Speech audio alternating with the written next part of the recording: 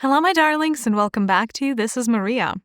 Today, we're going to talk about the topic of religion versus spirituality. What is the difference? And, how can we best pull the two apart and understand? Are they really all that different, or are they the same? All of that and more, as well as the answers to the questions from the collective, are further down the road in this video. Before we dive in, just a quick reminder if you want to dive deeper with me. I have written a book called 72 Keys to Manifestation, or An Ancient Path of a Modern-Day Alchemist. And it is a beautiful companion to anyone who wants to manifest their best life.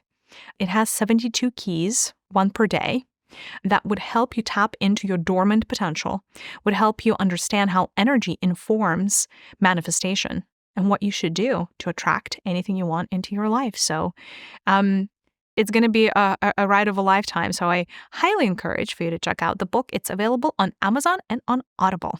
All right, my darlings, religion versus spirituality could be a potentially charged topic. I understand that. I acknowledge that. And you know what? We're going to get through that. If I were to give you one quick definition so that we could pinpoint what is the difference between the two, I would say that religion is looking for divinity on the outside, and spirituality is looking for divinity within. That would probably be the quickest way to separate the two. There is no wrong way of doing things. Looking for divinity in and of itself, looking for something bigger than yourself, looking for the light, if you will, looking for answers to very existential questions in and of itself is a beautiful journey. So I'll be the first one to admit that there is no right or wrong. In other words, wherever you find yourself on a journey of, on that journey towards divinity, it is okay, right? It is better to be on a journey to divinity in whichever way, shape, or form floats your boat, as opposed to not to, right? Which is atheism or just, not thinking about that whatsoever. No meditation, no prayer, no believing in God or universe or an instance that's bigger than you. That is really at the beginning of the end, right? When the human hearts close down so much that they don't believe, they don't have faith into anything that's bigger than themselves, into some greater consciousness or a greater plan, that's when we have an issue.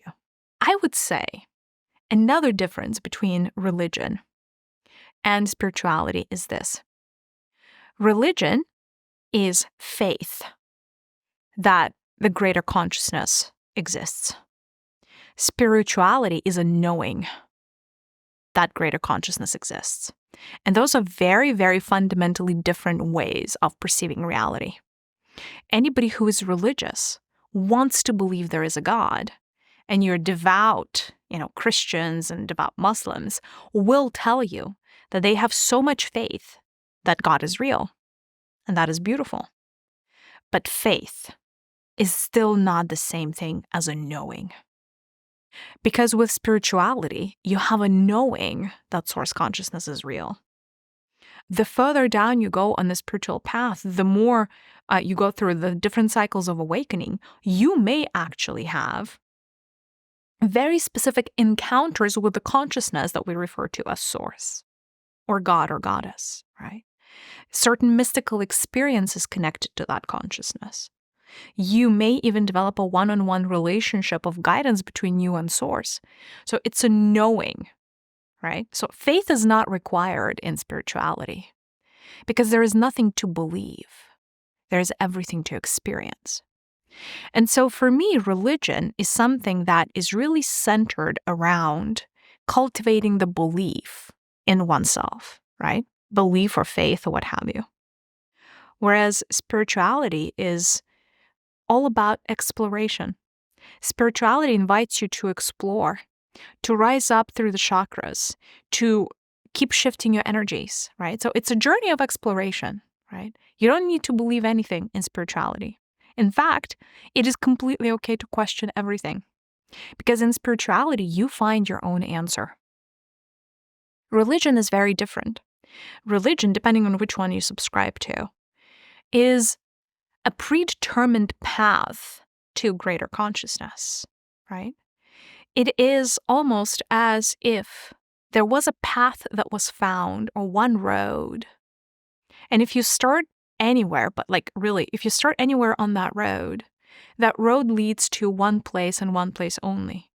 And it may be a winding road, but it's one unique road that leads you to a place, right? That is usually amplified by scripture, the sacred texts, the prophets, and all of the other attributes of religion, right? Like just follow the path and you'll get to where you need to go, is what religion tells you. In spirituality, there is no predetermined path. In fact, every soul is on their unique path spiritually. There is literally no wrong answer. You cannot do wrong by God, by source, because you know why? Every single road you travel leads to source. Even if you go down the road of darkness, even if you do that would still lead you to source. Imagine, right? So saying that of the billion roads you could travel, trillion roads you could travel, sextillion roads you can travel, only one is the true path, is a little bit of a limiting belief. Now, I will tell you this. As much as I find religion to be dogmatic, as much as I find religion to be a very strict box of thinking, there is a reason why it exists on planet Earth. And the reason being is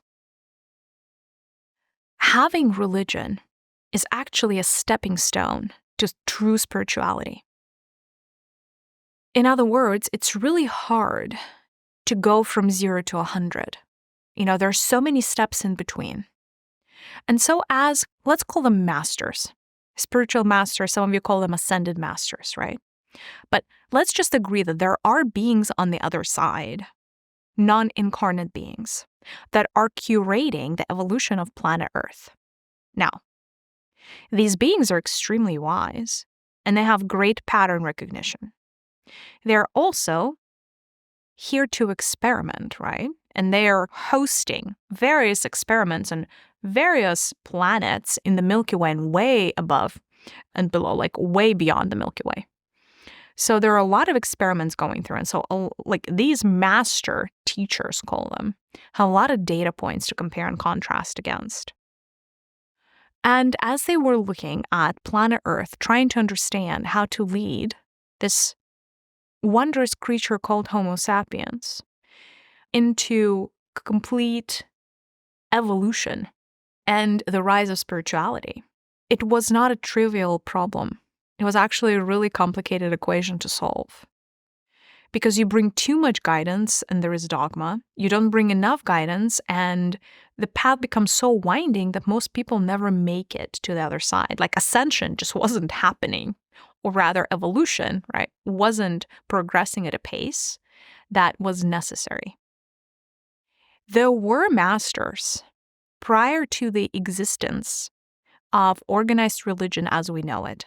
There were many masters that came, and they wanted to teach humanity the path within, the path towards their soul, their higher self, the path towards their higher centers being open, the path towards connecting to source through connecting within. And their success rate was so low.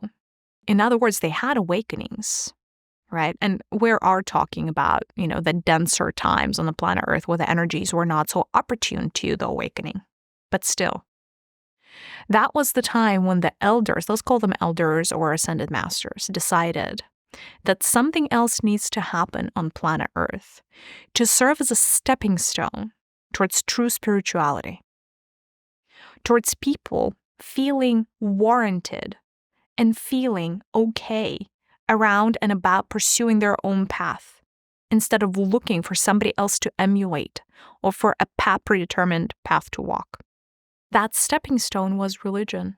It was decided that religion is going to become this massive experiment that will span thousands of years. And through that experience, the souls that were not yet ready to see themselves as the spark of God, Goddess consciousness, as a spark of source, as an extension of source, The souls that were not ready to see and perceive themselves as oneness, the souls that perhaps were a little bit more set in their ways, could still reach the end destination, which is that connectedness to source, even in a third-dimensional reality, in a low-density reality. And so this concept of religion came about. And it started with scriptures, right? So really, religion was taught through scripture. That was the method to the madness. And so in religion, you usually have, in whichever religion, really, you usually have a few, usually one main, but there are a few key figures, key players, shall we call them, that are meant to anchor each of the religious schools or each of the religious thoughts. And so they usually come as a group of people to anchor that particular religion and then propagate it to the masses, right? So it's a mission. And a lot of ascended masters did end up coming as beings that started large religions. And not only that, but if you are one of the founders of a religion, you would usually not just incarnate once to set up the foundations. You would come over and over and over again to make sure that your religion is steering people in the right direction. But make no mistake, religion is a stepping stone. And it's a process of setting an example for the people. So usually one figure is picked as an example. Whether that was Moses, whether that is Jesus, whether that is Muhammad, to a degree, right? Like all of these were examples, whether it's a famous prophet, and a deity is usually defined, or deities, right? Sometimes it's more than one. But either way, the whole premise is to make people believe that something greater exists and help them cultivate that faith that would eventually lead to their higher centers becoming open so they can become fully clairaudient, clairsentient, claircognizant, etc., so they can then find the truth by themselves. Interestingly enough, when you look at all of these figureheads in religion, Jesus, Buddha, even Muhammad, they were all of the figures that did not look without to find divinity. They looked within, right? So you have these, call them, I don't even know what would be like one word to call all of them. Let's call them spiritual leaders, right? Or religious leaders. Really, all of these religious leaders were spiritual people, right?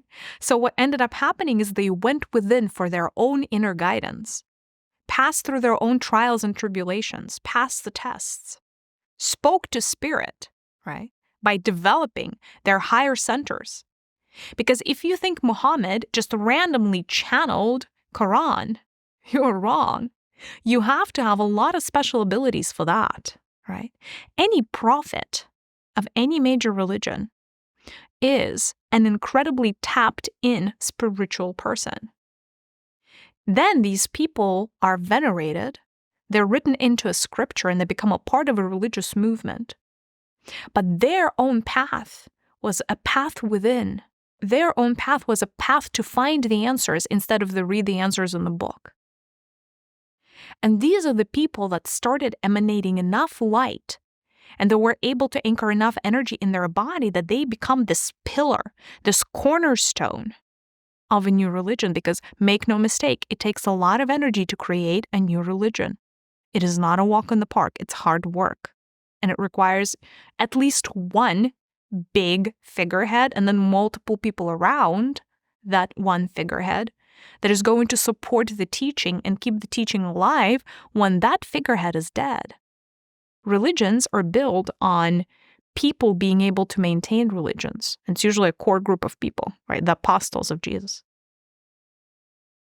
So essentially what we have is an entire path that says, hey, believe in something outside of yourself that is built upon the path of the figureheads that looked for divinity within. Again, I'm not saying that this is wrong. this was actually a very plausible way of leading humanity towards spirituality, towards opening the higher centers, towards the transition that we're seeing right now. However, I will be the first one to admit, and it may hurt some feelings big time, but we are seeing the decline of religion. And it is no coincidence. It was always meant to be this way.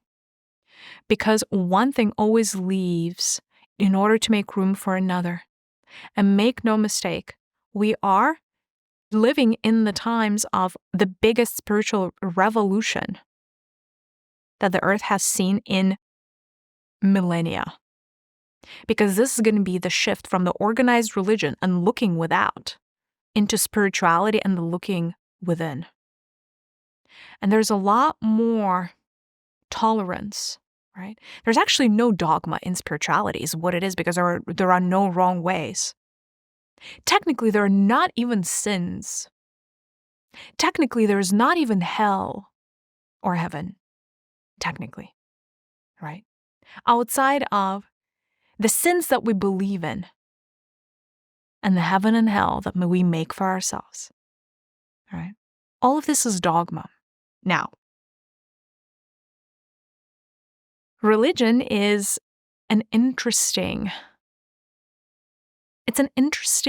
concept within humanity, because the further away you get from the figurehead, Jesus, Buddha, like the further away in time you get from that person, the fainter their teachings become.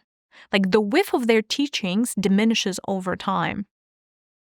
In other words, every religion is an egregore. Egregore is an energy structure that a lot of people are donating their thought forms and energy to, right? So energetically, it looks like a ball of energy or a sphere. Every egregore is initially fed by the figurehead and their inner circle, right? So the egregore of Christianity was built upon Jesus, his mother, and the 12 apostles. Now, initially, the way Jesus had it in his head and in his mind, he was building a movement that wasn't just going to be around masculinity or like him as the figurehead. It was actually supposed to be Mary Magdalene playing just as important of a role. And she also had 12 female disciples. So it was supposed to be, 12 plus 12. And then them two, leading this movement, but it didn't happen in this way, and there are many reasons why. Right, the patriarchy was very much alive, call it. Certain tests weren't passed, and the purity of the egregore was lost for Christianity at one point. Now, because Jesus and Mother Mary are extremely pure souls, and because so many other, call them martyrs or saints, were aggregated by the church to feed into the egregore, Christianity as a religion has a lot of light. That's why you come to the temples and it feels good. It feels calm, right? The singing is angelic. It does have its transportive benefits, right? The regalia also help. The symbology also helps. It's a transportive experience to go to church. It's a beautiful experience. It does raise people's vibration. I'll be the first one to admit I'd rather you went to church every Sunday than didn't, right? So this is not a war against religion. Quite on the contrary, religion has served its purpose. And what a lot of people are awakening to is that these days, there are a lot of problematic instances that keep coming up with religion. Look at the Catholic priests and the whole molestation crisis and everything else that they do that they don't preach, right? It's considered a sin, but yet the priests are doing that. Why do you see that? It is because it's the time of the decline of the Catholic Church and a lot of other major religions. In 100 years, the world is going to be very, very different. Very, very different. What people believe in and how developed their higher centers are is going to be very different. When people's higher centers open, what opens in front of them are all of these other possibilities. They start seeing a million roads around them, a trillion roads. And so it's really hard to then go back to the scripture and feel like there's only one path, because that feels like a falsehood. Now, is that one path false? No. But here's what I want you to feel. The end game of Christianity as a religion, the way Jesus intended it, the way Mary Magdalene intended it, the way Mother Mary intended it, is the awakening to the fact that you are God, Goddess consciousness within, that you are source, and the divinity is already in you. You are connected to life force because you are life force. So at the end of the road for Christianity, there is a cornerstone, a pillar that's called spirituality.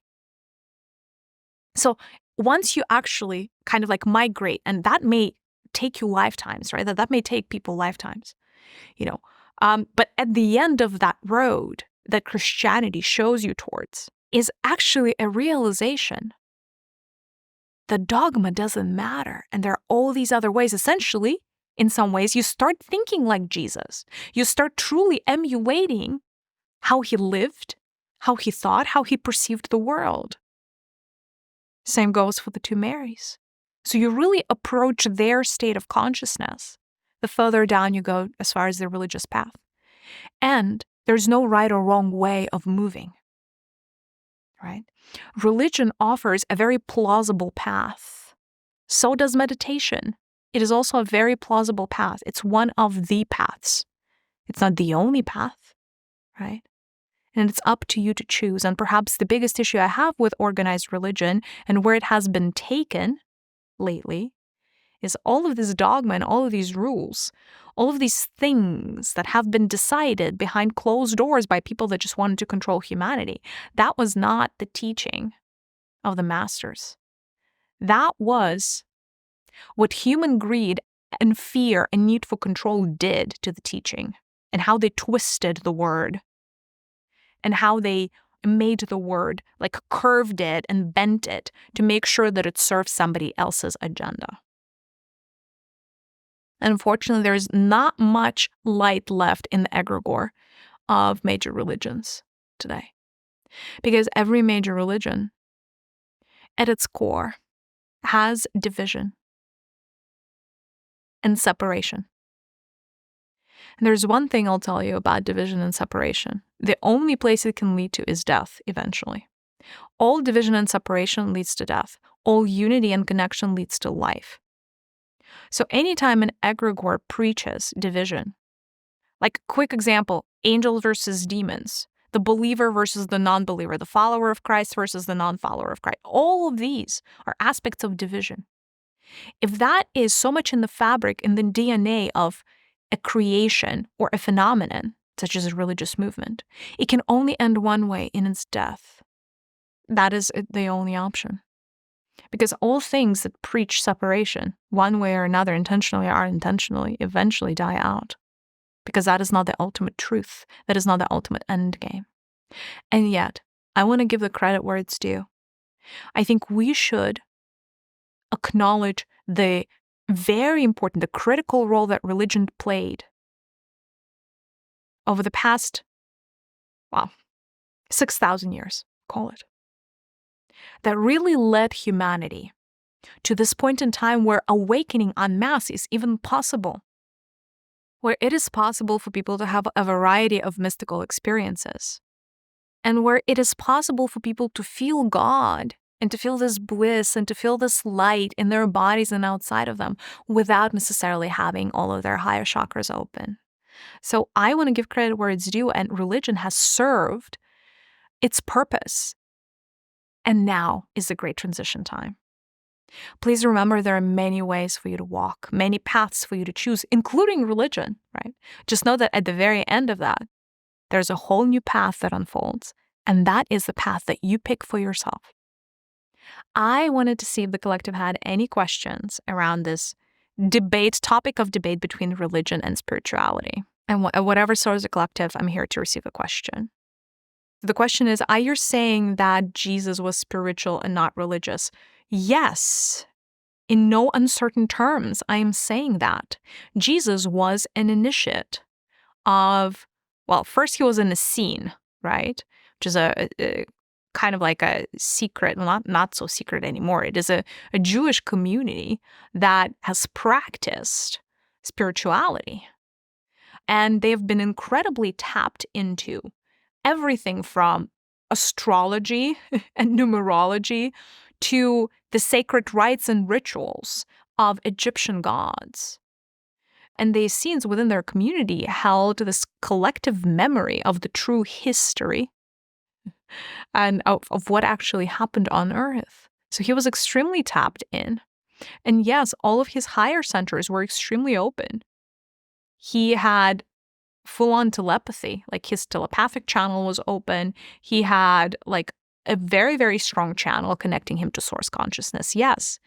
But of course, how else do you think he did these sermons? He didn't write them down. He was a channel, and that came through him to the people in a way that they could understand. He was in some ways a channel and a translator of God's wisdom. No, he did not follow a predetermined path. In fact, he made his path, right? He made his choices. Everything from, what he studied with whom, who his mentors were, who he considered his teachers, all of that was up to Jesus to decide. The question I get from the collective is, so what went wrong with Christianity? Oh gosh, you guys are opening up a whole can of worms. What didn't go wrong with Christianity? Let's just say that it fell apart pretty much very soon after Jesus' death. And if we're being completely honest and completely fair, it was pretty obvious, even to Jesus himself, that the church that he was building and the vision that he had was not going to be fulfilled. It was clear to him about 3 years prior to his crucifixion. And the reason being was because, as a great teacher, it was his intention to get his students, the 12 apostles, to his own level. In terms of understanding, in terms of, call it the open chakras and energy centers, in terms of receptivity, in terms of their channeling ability, in terms of their astral travel ability, all of the above, right? And he worked really hard, like overtime, to try to make that happen. But the energies of the planet were still quite dense, and it was very, very hard for him. Although every single relationship and every single apostle had a sacred contract to carry the word of Jesus. But it was apparently obvious that they were not able to achieve the level of consciousness that he wanted. Peter got close, and even he didn't get fully there. Paul did not get close. There was a lot of ego there too. But either way, it was painfully obvious to Jesus that because the apostles weren't at the level of consciousness that he hoped they would be. It was painfully obvious to him that the church was going to be vulnerable. And yet he decided to go through with this plan anyway, not only because it was a predetermined path, but he has decided that it is better to build the church with these 12 beings, with these 12 people, regardless and irrespective of the level of awareness and awakening that they got, than not build the church at all. And what was not up to him was he could not have stayed much longer, right? In other words, this martyrdom and that death, they were very much pre-planned when Christianity was being planned as an egregore. It was very much like, okay, it's going to be built on martyrdom. It's the age of the Pisces. This makes a lot of sense. You come, you show the way. This is how you show the way. And in other words, he felt that if he had additional time, I don't know, another 20, 30 years, he would have gotten Peter and a couple of others to very close to his level of consciousness, but he ran out of time. And, other things had to start happening as well. And so unfortunately, he had to work with what he had to work with. And so I would say that what went wrong with Christianity was the fact that the apostles weren't able, on our timeline, right? They were not able to reach the level of consciousness that was originally planned, right? And from there, it was actually very easy for the forces of control to sink their teeth into the Christian egregore. And that being said, all of that being said, Christianity managed to hold on to a lot of light for 2,000 years. And it did serve as a torch. And it did serve as a catalyst for humanity's evolution, even through the Christ wars, right? The sacred wars, where a lot of people were killed in the name of Christ. Why? Right? Because when you light or you share the light, shed the light on shadow aspects of someone that they would want to kill in the name of God, right? It's a distortion in somebody that you would want to murder in the name of God. Because Jesus certainly didn't preach murder, let me tell you. Did not. That did not leave his lips. But the fact that all of these things were done in his name is not random, but actually a process of cleansing that he himself launched on this planet. A process that enabled people to work through their shadows and finally come into integrity.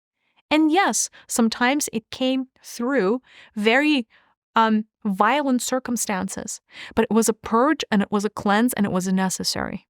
And as faulty as all of these religious egregores are, as faulty as all of these religions are, and there's a lot that's coming up to the surface, right? It's becoming very obvious. They're grappling at straws here to try to maintain their facade of holiness. Despite all of that, religion serves an incredibly, incredibly important role. And in fact, the masters that originally came up with this plan are considering the entire, if we take all of the religions of the world and the before and after impact on humanity, it's a successful experiment. So it's a beautiful, successful experiment. And it's an experiment that's about to start winding down big time, so that spirituality can rise.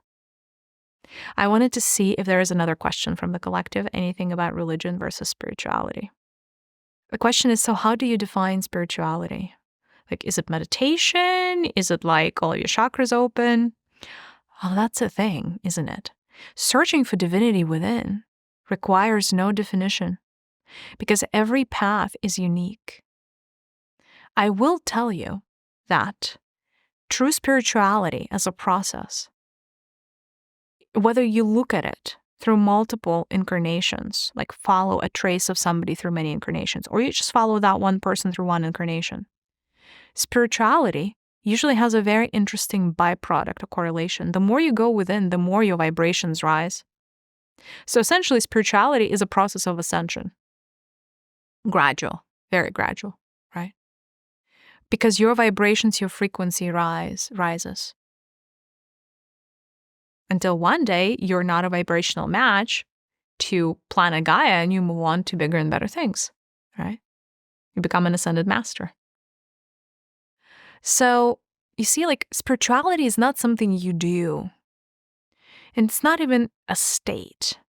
I would say it's a path, and the path is unique. And anytime you're trying to understand from me, if you're asking me to paint another dogmatic picture for you of how to do spirituality right, you're looking in the wrong place. Because any true spiritual leader is going to tell you that your path is your own. Because your heart is your own and your soul is your own. And the only way you can figure out what your own spiritual path is to connect to your soul, to your higher self. Because your higher self has all the answers. Connect to your spirit team. They are already going to start guiding you. They're on the other side, waiting with bated breath till the day you start reaching out. Does meditation help? Absolutely. You know why? Because human minds are so busy. It's like a busy trafficked area. It's like a highway. That messages from the top cannot even reach most people, even if you have the receptors to receive them. And meditation creates that empty space, slows down the traffic, removes some of the cars, so the insights can start pouring in. So yes, I believe meditation is beautiful, and it's very much a part of the spiritual path for a lot of people. Is that the only way? Absolutely not. You can do yoga. You can do retreats. whatever floats you boat. You could do journaling and automatic writing. That works too. There's no wrong way of doing it, is the point. You can do energy exercises. It doesn't always feel like meditation. That could be a path. There are many, and that's the entire point. And it's important for you to find your own. And your own path is already, like, it's within your grasp, right? It's within everybody's grasp. It's not some amorphous, ephemeral thing that you cannot, touch or feel. But really, spirituality is a very experiential journey. It's a journey of experiencing as many things as you can and forming your own opinions. Because your way of perceiving the world is unlike anything else, anywhere else. You're that unique. And your perspective is extremely valuable to source consciousness. And so it wants you to go on the journey and ask all the uncomfortable questions so you can then find the answers and come bring all of that knowledge back when you're no longer incarnating on planet Earth. I wanted to see if there's one more question before we break.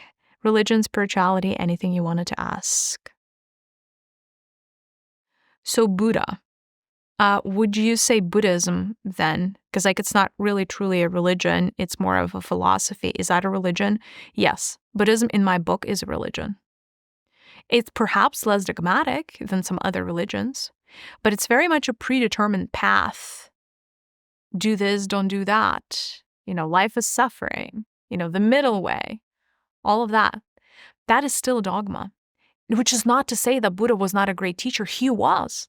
In his own right.